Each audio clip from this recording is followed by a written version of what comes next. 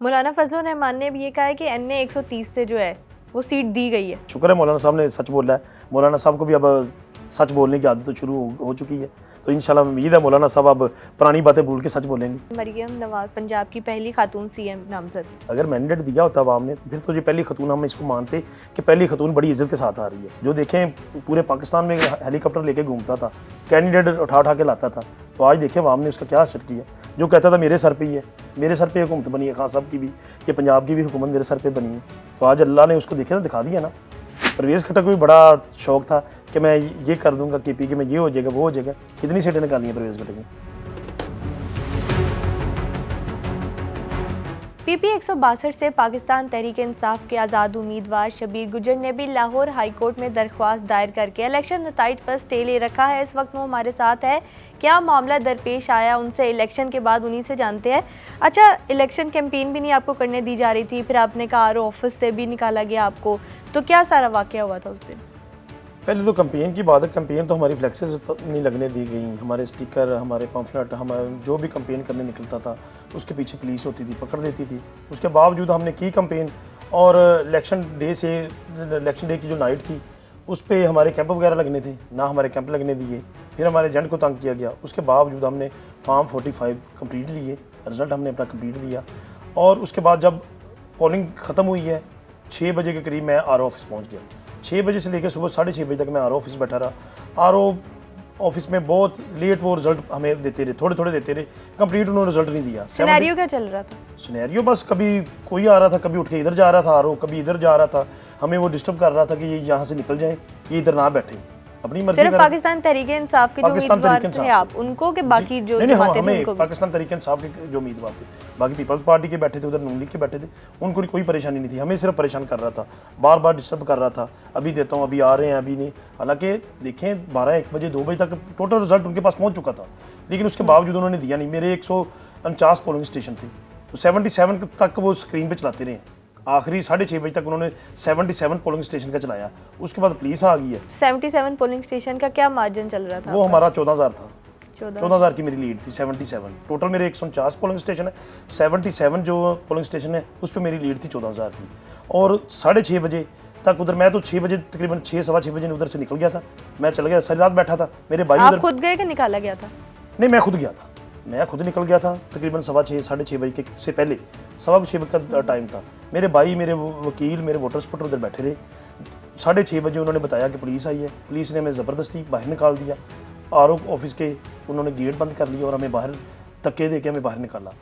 बस ये सिनेरियो। इसके बाद हमने तकरीबन बाहर एहतजाज किया, पुलिस ने हम पे लाठीचार्ज किया। तकरीबन 10-11 बजे हमें पता चला कि RO ने हम फॉर्म 47 जो है वो चेंज बना दिया। हमारी तकरीबन 27-28 हज़ार की लीड है फॉर्म 45 के मुताबिक, और फॉर्म 47 जो है वो उसमें हमारे मुखर्रफ कैंडिडेट को जितवा दिया। अच्छा, फॉर्म 45 आपके पास हैं सारे, फॉर्म 47 आपको मिला नहीं है। जी। और ये कहा जा रहा है कि PTI की वेबसाइट भी ब्लॉक कर दी उन्होंने, और ये भी दावा कर रहे हैं कि फॉर्म 45 जो अपलोड किए जा रहे हैं या जो कैंडिडेट्स दिखा रहे हैं वो फोटोशॉप है। देखें उधर कितने कैंडिडेट हैं। मैं PTI का कैंडिडेट हूँ, उधर जमात इस्लामी का कैंडिडेट है, तहरीक लब्बैक का कैंडिडेट है, पीपल्स पार्टी का कैंडिडेट है। हर जमात के पास मेरे जो फॉर्म है वही फॉर्म है। जितनी भी बाकी जमातें हैं उनके पास जो फॉर्म 45 मेरे पास है वही उनके पास है, उनके साथ सेम मैच करते हैं। और सिर्फ जो नून लीग के हैं उनके साथ हमारे मैच नहीं करते। वेबसाइट भी इसीलिए क्या ब्लॉक की है क्योंकि बाकी जो आपके साथ बाकी है, आप तो है ना, बाकी जो आज़ाद उम्मीदवार है उनसे भी एक अच्छा जी बाकी तमाम जो उम्मीदवार है उनके मेरे और सेम है। जितने भी उम्मीदवार कैंडिडेट हैं, तकरीबन 5-6 बड़ी जमातों के कैंडिडेट हैं, तहरीक लब्बैक का, पीपल्स पार्टी का, जमात इस्लामी का, ये इनके पास और मेरे पास सेम है। सिर्फ नून लीग के पास ये हो रहे हैं। देखिए ना, इस पर कोई बंदे को सोचना चाहिए कि 5-6 जमातों के पास एक ही फॉर्म 45 है, तमाम उसके मुताबिक उनका रिजल्ट है, और सिर्फ एक जमात के पास कोई और फॉर्म 45 दिए हुए हैं इन्होंने जो भी किया हुआ है।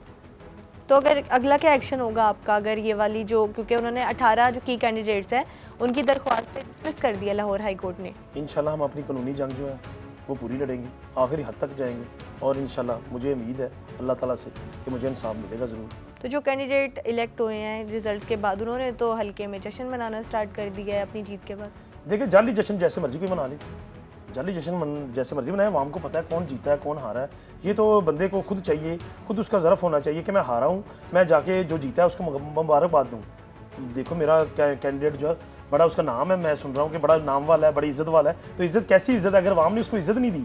अच्छा, मुबारकबाद की यहाँ पर आपने बात की है, तो जो नवाज शरीफ को उन्होंने अब नहीं बना रहे पीएम, शहबाज शरीफ को उन्होंने पीएम अनाउंस किया है पीडीएम 2 ने, और मरियम नवाज को सीएम, तो उनको मुबारकबाद नहीं देंगे आप? मुबारकबाद, अगर वो जीते तो मैं मुबारकबाद देता। अगर वो चोरी किया हुआ, किसी का वोट पे डाका डाला हुआ, तो अगर वो मैंडेट छीन रहे हैं, किसी से ज्यादती कर रहे हैं, तो कैसी मुबारकबाद? उनको शर्म आनी चाहिए कि ऐसे वज़ीर आज़म को और ऐसी वज़ीर आला को शर्म आनी चाहिए कि अवाम ने तो आपको इलेक्ट ही नहीं किया, अवाम ने तो आपको मैंडेट ही नहीं दिया, अवाम ने जब आपको वोट ही नहीं दी, इज्जत ही नहीं दी, तो आप कौन सी इज्जत ले रहे हैं? ज़बरदस्ती की इज्जत नहीं होती, हमेशा इज्जत प्यार मोहब्बत से मिलती है। अगर ज़बरदस्ती आप किसी पे भी कोई ज़बरदस्ती करे ना, तो वो सामने आपकी इज्जत करेगा, पीछे जाके गाली निकालेगा। मेरा अगर कोई ड्राइवर है, अगर मेरा कोई मुलाजम है, अगर वो मेरी दिल से इज्जत ना करे तो उसकी कोई फ़ायदा नहीं। दिल से इज्जत होनी चाहिए, हर किसी एहतराम दिल से होना चाहिए। अच्छा, ये पीडीएम ज़बरदस्ती का नहीं। 2 आपको क्या लगता है, क्या मुद्दत होगी इसकी, किस तरह से वर्क करेगी पाकिस्तान के लिए, और ये जो उन्होंने ओहदे अनाउंस किए उसके बारे में क्या राय है? ये इनकी खुद ही जंग इनकी हो जानी है, खुद ही इनकी लड़ाई हो जानी है। ये देखें 2-3 महीने हैं, ये पहला जो बजट आना है, इसी बजट में इनको पता चल जाएगा, इसी बजट में इनकी लड़ाइयाँ शुरू हो जानी है। मेरा नहीं ख्याल ये 4-5 माह से आगे चल सकेगी। ये 4-5 माह भी इनको बड़ी मुश्किल से चलना पड़ेगा, क्योंकि देखिए अवाम ने अगर मैंडेट ही नहीं दिया तो कैसे चल पाएंगे, अवाम इनको नहीं चलने देगी। पीडीएम 1 ने भी बड़े वो जलसे किए थे, बहुत रैलियां निकाली थी, तो अब पीडीएम 2 भी अगर इनकी ये स्ट्रॉन्ग साबित देखें, इनको जो 16 माह इन्होंने किए हैं पीडीएम 1 ने, तो उन्हीं का सिलसिला इनको मिला ना। अब सारी सीटें हारी हैं, जाली मैंडेट पे अब आगे खड़े हो रहे हैं, तो अवाम ने तो इनको इलेक्ट ही नहीं किया, अवाम ने तो इनको वोट ही नहीं दिए। क्यों नहीं दिए? कि 16 माह में इन्होंने जो अवाम के साथ किया, जो मुल्क पाकिस्तान के साथ किया। देखिए डॉलर जब हम गए थे 178 का था, तो जब ये गए हैं तो 300 से प्लस था, और जब पेट्रोल था तो 150 था, 300 रुपये का था जब ये गए हैं, तो इन्होंने डबल महंगाई की। पॉलिसी के लिए मरियम नवाज को उन्होंने जो पाकिस्तान, ये पंजाब की पहली खातून सीएम उन्होंने किया है नामजद, क्या लगता है आपको कैसी साबित होगी? पंजाब की पहली खातून होगी जो गलत मैंडेट के, बगैर मैंडेट के वज़ीर आला बन रही है। अगर मैंडेट दिया होता अवाम ने तो फिर तो ये पहली खातून, हम इसको मानते कि पहली खातून बड़ी इज्जत के साथ आ रही है। इसको मैंडेट ही नहीं मिला तो ये कैसी वज़ीर आला है? जाली वज़ीर आला है। अच्छा, पाकिस्तान तहरीक इंसाफ ने भी नामजद किए कैंडिडेट्स, उमर अयूब को उन्होंने पीएम के लिए और मियां इस्लाम इकबाल को उन्होंने सीएम के लिए, तो आपको क्या लगता है सीट्स के नंबर पूरे हो जाएंगे? इंशाल्लाह हमें उम्मीद है, अगर हमारी पूरी सीट हमें वापस मिलती हैं तो इंशाल्लाह पीएम भी हमारा होगा, सीएम पंजाब भी हमारा होगा, और केपी के भी इंशाल्लाह, वो तो है ही हमारा। तो यहाँ पर अगर नंबर नहीं गेम पूरी होती उमर अयूब की, तो सेकंड ऑप्शन क्या होगी? सेकंड ऑप्शन देखें, क्या जो भी फैसला करे, जिसको भी नामजद करे अपोजिशन लीडर के लिए, फिर वो तो है हमारे पास। क्या लगता है आपको, क्या ऑप्शन होगी उमर अयूब के अलावा? उमर अयूब के अलावा अगर मेरा ख्याल है वो दूसरा शेर अफजल मरवत जो है अपोजिशन में, मेरा ख्याल है आगे जो पार्टी का फैसला, जो खासम का फैसला, जो क्यादत का फैसला होगा वही होगा। अच्छा, यहाँ पर जो पीटीआई के कैंडिडेट्स हैं उन्होंने आज इस्लामाबाद में प्रेस कॉन्फ्रेंस भी की है, जिनमें सलमान अकरम राजा भी थे, और ओन चौधरी ने भी उनके पैरेलल एक प्रेस कॉन्फ्रेंस किया जिसमें उन्होंने कहा है कि सलमान अकरम राजा ने धमकियाँ दी आरओ ऑफिस में जाके। आरओ ऑफिस करने क्या गए थे वो, और बड़े संगीन इल्ज़ामात लगाए उन्होंने। आरओ ऑफिस किस लिए जाते हैं? आरओ ऑफिस रिजल्ट लेने के लिए जाते हैं, रिजल्ट कंपाइल करना होता है फॉर्म 45 के मुताबिक। उन्होंने कहा उन्होंने आरओ ऑफिस पर धावा बोला था और धमकियाँ दी थी। किसी ने दावा नहीं बोला, दावा तो पुलिस ने बोला है, दावा तो इन लोगों ने बोला है जिन लोगों ने जालसाजी की है, दावा तो इन लोगों ने बोला है। हम तो पुरअमन बैठे थे, अपने आरओ ऑफिस बैठे थे, आरओ ऑफिस से बाहर निकाला गया है। तमाम जो हमारे वोटर सपोर्टर थे, जो हमारे मुखला थे, जो भी कैंडिडेट थे बैठे हुए थे आरओ ऑफिस, उनको तो ज़बरदस्ती बाहर निकाला गया पुलिस के ज़रिए, पुलिस ने गुंडागर्दी की है, तो हमने तो कोई दावा नहीं बोला।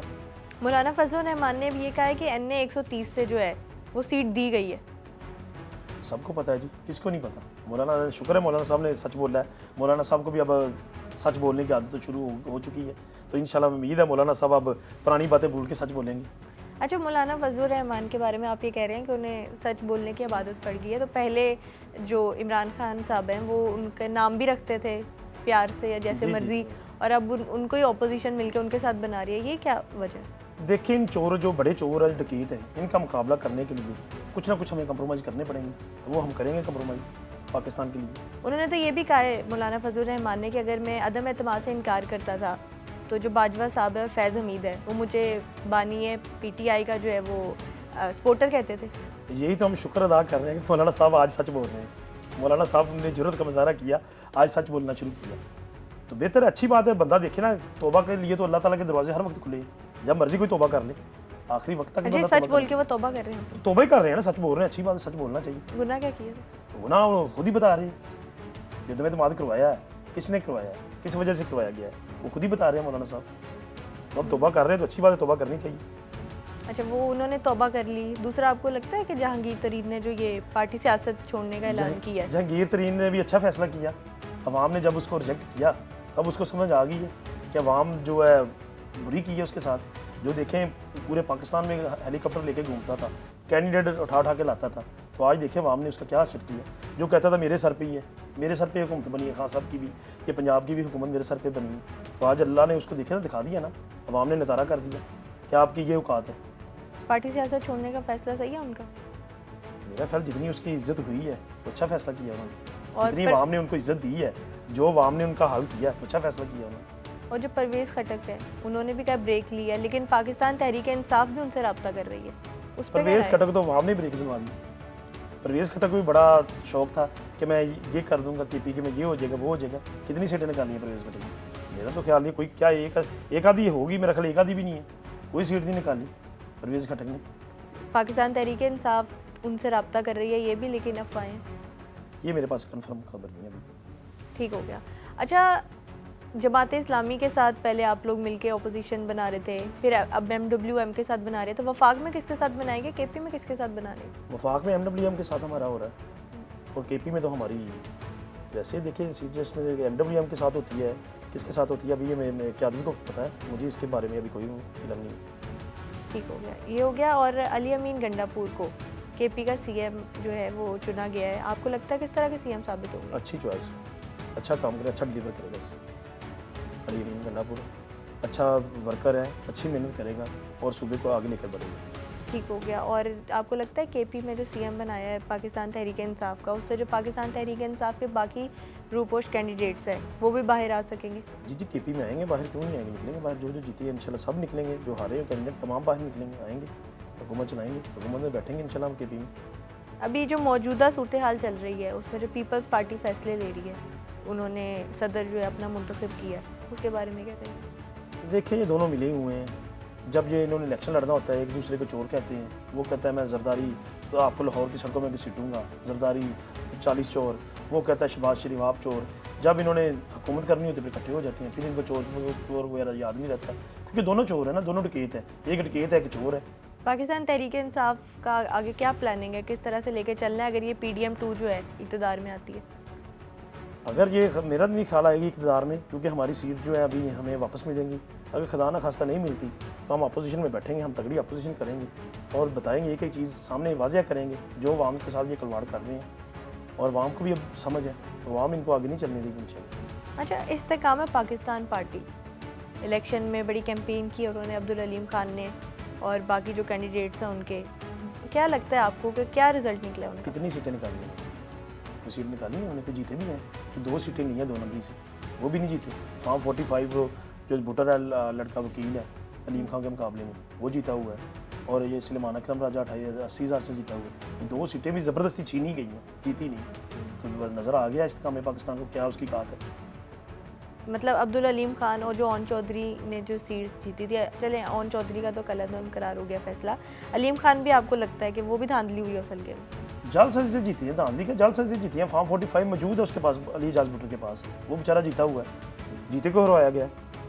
अब जो आपने लाहौर हाई कोर्ट में दरख्वास्त दी हुई है, नेक्स्ट हियरिंग इसकी कब है और क्या लगता है क्या नतीजा निकलेगा? लाहौर हाई कोर्ट ने तो हमें भेज दिया था इलेक्शन कमीशन के पास, इलेक्शन कमीशन ने हमें RO के पास भेजा है, तो अब 19 डेट है हमारी, तो इंशाल्लाह RO के पास गए हैं आप लोग? तो RO ने क्या कहा? RO को दरखास्त हमने दे दी है, RO ने अभी कुछ नहीं कहा। इलेक्शन कमीशन ने कहा था कि जाके उधर कंपाइल करवाएं आप फॉर्म 45 के मुताबिक अपना रिजल्ट, लेकिन RO खामोश, RO कुछ नहीं, हमें कोई रिजल्ट नहीं दे रहा। फॉर्म 47 नहीं हमारे सामने बना रहा, हमें नहीं दे रहा, तो हम दोबारा अब 19 को इलेक्शन कमीशन में जाएंगे, तो इंशाल्लाह उम्मीद है हमें इलेक्शन कमीशन से इंसाफ मिलेगा।